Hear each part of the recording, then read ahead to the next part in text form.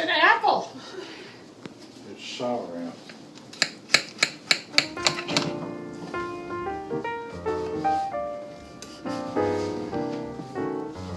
And this was for your mother? This was for My mother was the best cook and the best baker in the world. She also made the best apple pie, and to this day that's her favorite. And she has a birthday coming up Sunday, and she wants me to bake her an apple pie, so that's one of the things I must do. Caroline Stricker Penberthy. I was born in 1940, on November 22nd. I was born in a hospital, DePaul Hospital on Kings Highway in St. Louis. And I remember my father saying, they told me if I didn't pay the bill, I couldn't take you home. So they went in hock so they could pay the bill and take me home. Actually, it's a very interesting story because my father wanted to name me after my mother, and her name was Clara Caroline, we thought. And so they named me Caroline Clara. Come to find out, when she got her visa to go abroad, when she was in her 70s, Caroline wasn't her name, it was Veronica. And so, I don't know, it's a mystery where Caroline came from, but I love it. Maiden name is Stricker, and it's a German name. Actually came from East Bern in what used to be called the Iron Curtain. That's where the family originated from in Germany. And our great-great-great-grandfather came over as an indentured servant. And so he actually, in this particular part of Germany, they had identified that the women got the property and the men had to look for work. And there were 6 brothers and 1 daughter. And so she kept the property, she kept the farm. It was in her name, the family name. And all 6 of the brothers migrated to the United States. My great-great-great-grandfather, Edward Stricker, was an upholsterer in his old country, and so he came as an indentured servant to work in upholstery and harness making shop back in the 1850s. And so they located up at Alton, Illinois, and he worked for 7 years, and then he bought his freedom. He earned enough money to be able to purchase his freedom. And then he located in the St. Louis area, and that's where he met and married Johann Bern. And it's a very interesting heritage. And it tells you a little bit about the people and the way of thinking, that you work very hard and you work for a purpose, you have a goal in mind, and you're not above anyone else. In fact, you put yourself in a lower position and you serve. So service has been a long thread in the family. Mother is an Irish Catholic. My father was a German Baptist. And my mother's family heritage is interesting too, but not nearly as interesting as my father's heritage. Her maiden name was Burke, and she came over with the potato farmers. They had a bad siege in Ireland, and so the people came over in throngs. And the Irish were pretty on the lower end of the rung of the ladder economically, and they were considered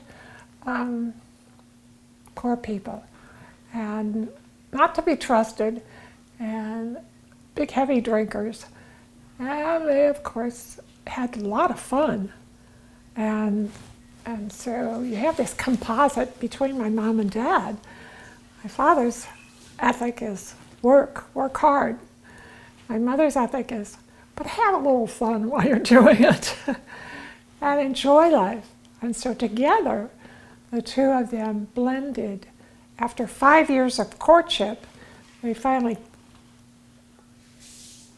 didn't listen to the advice of their elders, and they decided to do a mixed marriage. So they had a Baptist and a Catholic, an Irish and a German, and a 5-year courtship where they really were in love.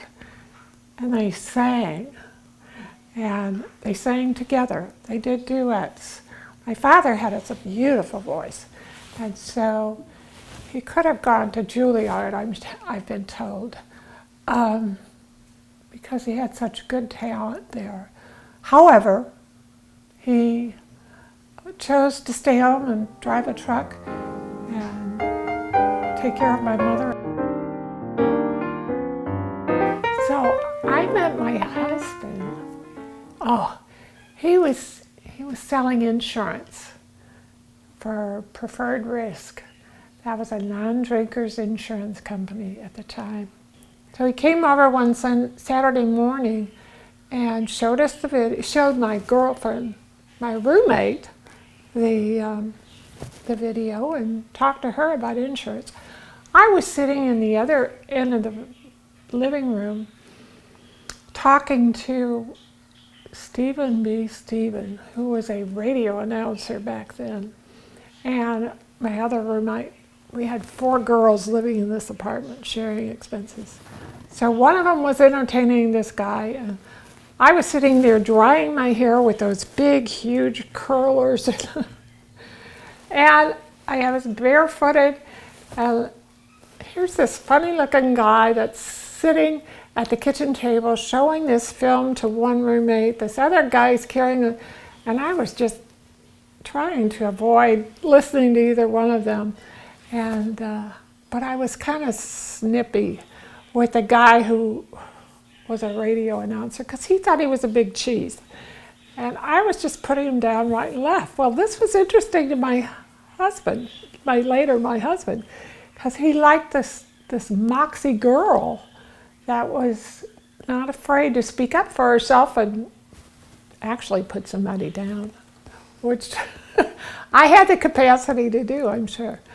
But anyway, he wanted to hang around, you could tell. So he was cracking jokes all over the place. Everybody's laughing at him. And he's trying to sell insurance and entertaining the whole group. There was about 7 of us. So finally, I thought, this guy's interesting. White socks and all.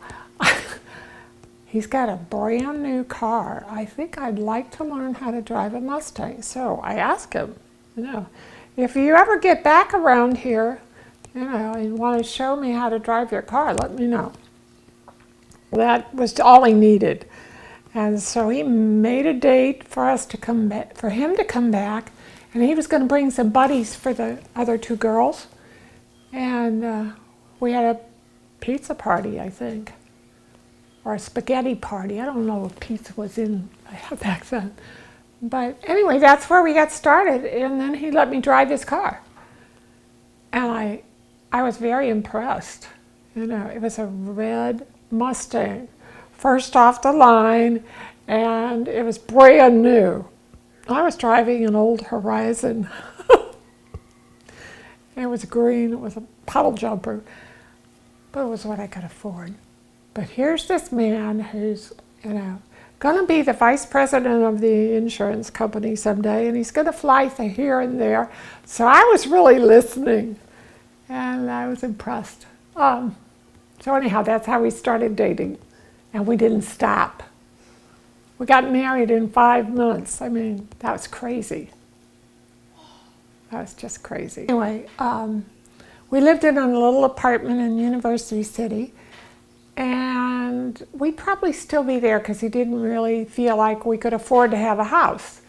So I thought, I'm stuck here, so I might as well go back to school. So I went back to school at Washington U and got my master's in social work. And here it was, I was making an income then. After I got a job in social work, I was able to make money. So then he could see that we could maybe have a house. So we bought a house in Brentwood, cost $13,000. That little house, it was 100 years old when we bought it. So it had a lot of work that needed to be done. So, you know, that's another thing I didn't understand, is that how much housing can cost. And so we fixed it up, and it cost an arm and a leg, and we were still not financially ready to have children. But I said, I'm ready, and I want a child. And he said, okay. And so then we had the pregnancy, and I didn't. We had her, and she's a cute little redhead. She's my firstborn. Her name is Dana Rochelle, and she is a delight. She's a very sweet, but a very fragile child. She was sick a lot when she was growing up. And but it was a good experience because I nursed her, and that was a wonderful sense of accomplishment.